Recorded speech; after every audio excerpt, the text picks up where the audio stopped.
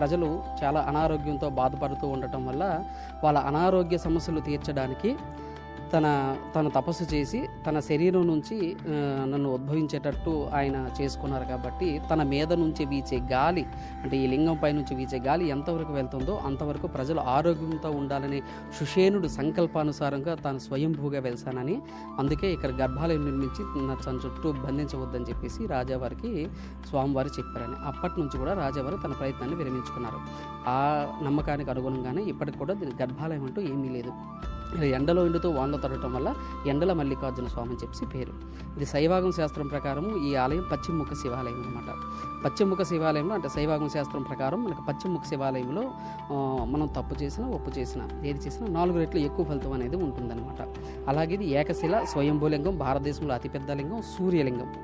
కాబట్టి ఇక్కడ భక్తులు ఏంటంటే చాలా, అంటే పక్క రాష్ట్రాల నుంచి కూడా ఇక్కడికి తండాలుగా ప్రజలు రావడం అనేది జరుగుతూ ఉంటుంది అనమాట. కార్తీక మాసంలో అధిక సంఖ్యలో భక్తులు వస్తారు. అందుకే దీనికి కార్తీక మాసంలో అధిక సంఖ్యలో భక్తులు రావడం వల్ల దీన్ని కలియుగ కార్తీక కైలాసం అని ఈ ఆలయానికి పేరు అనమాట. అంటే ఇక్కడికి వచ్చే భక్తులు పుష్కరంలో స్నానం చేసి స్వామివారికి అభిషేకం చేసుకుని ఆ తీర్థ ప్రసాదాలు స్వీకరించి స్వామివారికి అభిషేకం చేసిన జలం ఏదైతే ఉంటుందో ఆ జలాన్ని తన శరీరంకు పూసుకోవడం వల్ల అంటే చర్మ రోగాలు ఏవైనా ఉంటే తగ్గుతాయని భక్తుల యొక్క ప్రగాఢ విశ్వాసం.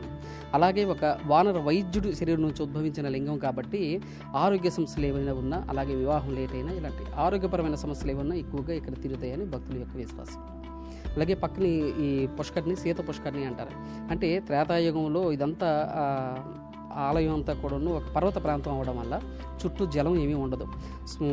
శ్రీరామచంద్రుడు మొదటిసారికి ఇక్కడ స్వామివారికి పూజ చేయాలని ఒక సంకల్పం చేసుకునేటప్పుడు వాళ్ళు స్నానం కోసం ఎక్కడ జలం లేకపోతే ఆంజనేయుడు తన పాదఘాతంతో ఏర్పరిచిన ఈ కుండం అనమాట.